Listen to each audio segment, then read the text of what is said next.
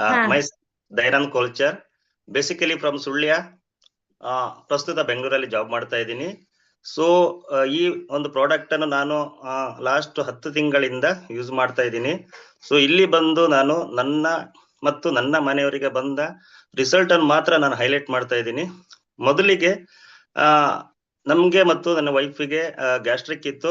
ಸುಮಾರು ವರ್ಷದಿಂದ ಟ್ಯಾಬ್ಲೆಟ್ ಗಳನ್ನು ಯೂಸ್ ಮಾಡ್ತಾ ಇದ್ದೀವಿ. ಈಗ ಈ ಪ್ರಾಡಕ್ಟ್ ಅನ್ನು ಯೂಸ್ ಮಾಡಿದ ಮೇಲೆ ಸೊ ಅಂದ್ರೆ ಲಾಸ್ಟ್ 4 ತಿಂಗಳಿಂದ ಗ್ಯಾಸ್ಟ್ರಿಕ್ ವಿದೌಟ್ ಟ್ಯಾಬ್ಲೆಟ್ ನಾವು ಯೂಸ್ ಮಾಡ್ತಾ ಇದೀವಿ. ಸೊ ಈಗ ಯಾವುದೇ ಗ್ಯಾಸ್ಟ್ರಿಕ್ ಇಲ್ಲ. ಸೊ ಗ್ಯಾಸ್ಟ್ರಿಕ್ ಅನ್ನುವ ಪದವನ್ನೇ ನಾವು ಮರ್ತು ಹೋಗಿದೀವಿ ನಾವು ಇಬ್ರು ಸಹ.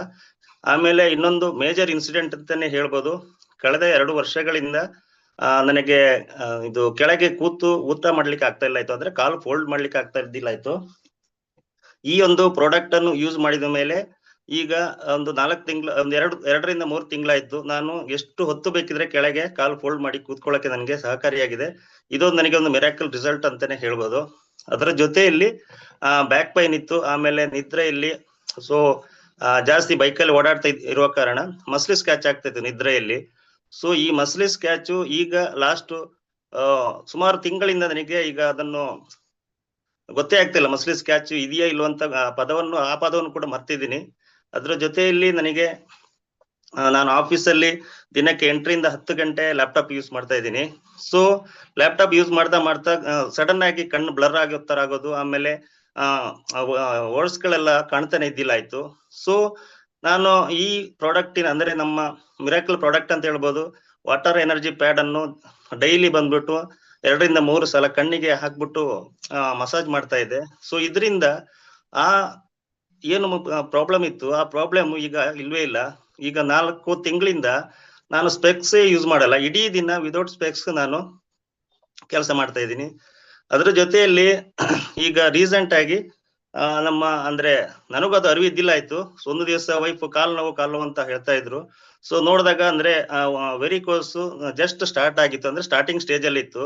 ಸೊ ಹೇಗಿದ್ರು ನಮ್ಮ ಹತ್ರ ಸಂಜೀವಿನಿ ಇತ್ತು. ಸೊ ಅದನ್ನು ನಾವು ಯೂಸ್ ಮಾಡಿದೀವಿ.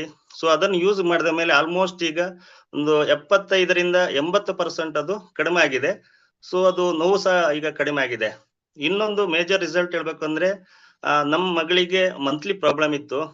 ಪ್ರಾಬ್ಲಮ್ ಅಂತ ಹೇಳಿದ್ರೆ ಮಂತ್ಲಿ 2 ಟೈಮ್ಸ್ ಪೀರಿಯಡ್ ಆಗ್ತಾ ಇತ್ತು, ಅಂದ್ರೆ ಕರೆಕ್ಟ್ ಆಗಿ 15 to 14 ಡೇಸ್ಗೆ ಆಗ್ತಾ ಇತ್ತು. ಅದು 7 ಡೇಸ್ ಅವಳಿಗೆ ಅಂದ್ರೆ 1 ಪೀರಿಯಡ್ ಆದಾಗ 7 ಡೇಸ್ ಪ್ರಾಬ್ಲಮ್ ಇತ್ತು. ಸೊ ಅಂದ್ರೆ ಮಂತ್ಲಿ 2 ಟೈಮ್ಸ್ ಆಗ್ತಾ ಇತ್ತು. ಇದರಿಂದ ತುಂಬಾ ಹಾಸ್ಪಿಟ್ಲಿಗೂ ಹೋಗಿದ್ದೀವಿ, ಬಟ್ ಅಲ್ಲಿಗೆ ಏನು ಕಡಿಮೆ ಆಗಿಲ್ಲ, ಬಟ್ ಯಥಾಸ್ಥಿತಿ ಇತ್ತು.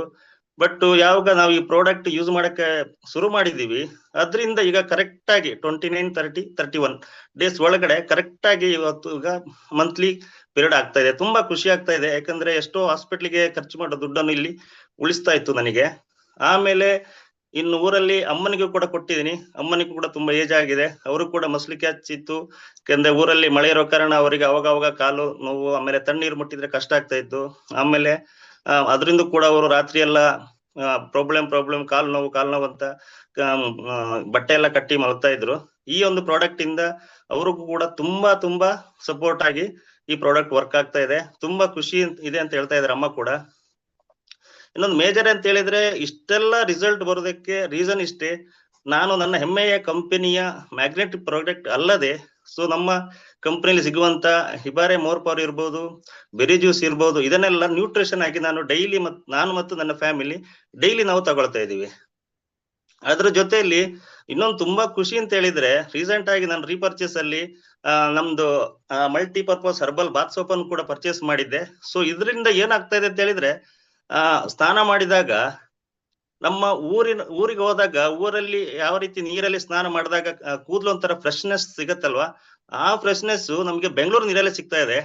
ಯಾಕಂದ್ರೆ ಬೆಂಗಳೂರು ನೀರು ಯಾವ ರೀತಿ ಇದೆ ಅಂತ ಬೆಂಗಳೂರಲ್ಲಿ ವಾಸ ಮಾಡ್ತಾ ಇರೋರಿಗೆ ಗೊತ್ತಿರತ್ತೆ. ಸೊ ನನ್ನ ಸಜೆಷನ್ ಇಷ್ಟೇ, ಎಲ್ರಿಗೂ ಸಜೆಷನ್ ಕೊಡೋದು ಅಂತ ಹೇಳಿದ್ರೆ ಇಷ್ಟೇ, ಈ ಪ್ರಾಡಕ್ಟ್ ಮೇಲೆ ನಂಬಿಕೆ ಇಡಿ. ಅದ್ರ ಜೊತೆಯಲ್ಲಿ ನೀವು ನಿಮ್ಮ ಮೇಲೆ ನಂಬಿಕೆ ಇಟ್ರೆ ಮಾತ್ರ ನೀವು ಅತ್ಯದ್ಭುತವಾದ ರಿಸಲ್ಟ್ ಅನ್ನು ಕೂಡ ನೀವು ಕಾಣಬಹುದು. ಇಷ್ಟು ಹೇಳಿ ನನಗೆ ಈ ಒಂದು ಪ್ರಾಡಕ್ಟ್ ಗಳನ್ನು ಪರಿಚಯ ಮಾಡಿಕೊಟ್ಟಂತ ಫೌಂಡರ್ ಆಗಿರತಕ್ಕಂತ ಮಿಸ್ಟರ್ ನಿಸರ್ ಸರ್ಗೆ ಹಾಗೂ ಬೆಂಗಳೂರಿನಲ್ಲಿ ನನಗೆ ಸಪೋರ್ಟ್ ಮಾಡ್ತಿರುವಂತಹ ವಿನಶ್ರೀ ಮೇಡಮ್ ಹಾಗೂ ರಾಘವೇಂದ್ರ ಸರ್ಗೆ ನಾನು ತುಂಬ ಹೃದಯದ ಹಾಗೂ ನನ್ನ ಮನೆಯ ಪರವಾಗಿ ಕೂಡ ತುಂಬ ಧನ್ಯವಾದಗಳನ್ನು ಹೇಳ್ತಾ ಇದ್ದೀನಿ ಮೇಡಮ್. Thank you.